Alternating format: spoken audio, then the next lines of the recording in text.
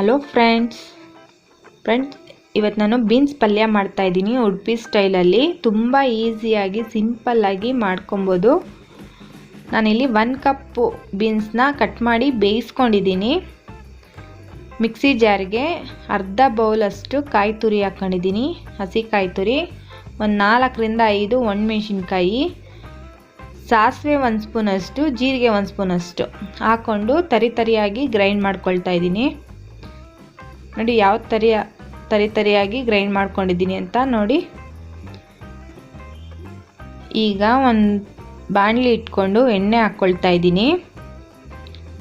ಇದಕ್ಕೆ ಕಡಲೆಬೇಳೆ ಹಾಕ್ಕೊಳ್ತಾ ಇದ್ದೀನಿ. ನೀವು ಬೇಕಾದರೆ ಒಗ್ಗರಣೆ ಕೂಡ ಜೀರಿಗೆ ಹಾಕ್ಕೊಬೋದು. 1 ಚಿಟಿಕೆ ಇಂಗು ಸೇರಿಸ್ಕೊಳ್ಳಿ.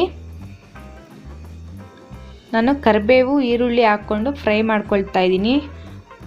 ಉಡುಪಿ ಸ್ಟೈಲಲ್ಲಾದರೆ ಈರುಳ್ಳಿ ಅವರು ಹಾಕಲ್ಲ, ಈರುಳ್ಳಿ ಹಾಕ್ಕೊಂಡ್ರೆ ಟೇಸ್ಟಿಯಾಗಿರುತ್ತೆ. ಬೇಯಿಸಿರೋ ಅಂಥ ಬೀನ್ಸ್ ಹಾಕ್ಕೊಳ್ತಾ ಇದ್ದೀನಿ. ಡಬಲ್ ಬಾಯ್ಲ್ ಮೆಥಡಲ್ಲಿ ಬೀನ್ಸ್ನ ಬೇಯಿಸ್ಕೊಳ್ತಾ ಇದ್ದೀವಿ. ಈಗ ಸ್ವಲ್ಪ ನೀರಿನಂಶ ಎಲ್ಲ ಫ್ರೈ ಮಾಡ್ಕೊಂಡ್ಮೇಲೆ ನಾವು ಮಿಕ್ಸಿ ಜಾರಲ್ಲಿ ಹಾಕಿ ತರಿಯಾಗಿ ಗ್ರೈಂಡ್ ಮಾಡ್ಕೊಂಡಿರ್ತೀವಲ್ಲ, ಅದನ್ನು ಹಾಕ್ಕೊಂಡು ಚೆನ್ನಾಗಿ ಫ್ರೈ ಮಾಡ್ಕೊಳ್ಳೋಣ. ಫ್ರೈ ಮಾಡಿಕೊಂಡು 1-2 ನಿಮಿಷ ಹಾಗೆ ಬಿಟ್ಬಿಡೋಣ. ಸ್ವಲ್ಪ ಚೆನ್ನಾಗಿ ಬೇಯಲಿ.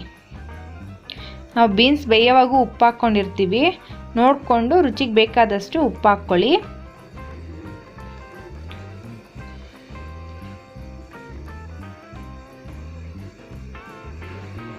ಈಗ ಚೆನ್ನಾಗಿ ಫ್ರೈ ಮಾಡಿಕೊಂಡ್ರೆ ಬೀನ್ಸ್ ಪಲ್ಯ ರೆಡಿ ಫ್ರೆಂಡ್ಸ್.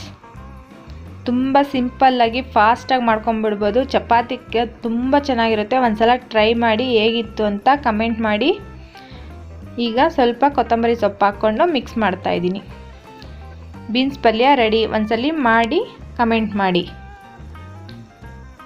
ನನ್ನ ವಿಡಿಯೋ ನೋಡಿದ್ದಕ್ಕಾಗಿ ಧನ್ಯವಾದಗಳು. ಲೈಕ್ ಮಾಡಿ, ಶೇರ್ ಮಾಡಿ, ಸಬ್ಸ್ಕ್ರೈಬ್ ಮಾಡ್ಕೊಳ್ಳಿ ಫ್ರೆಂಡ್ಸ್.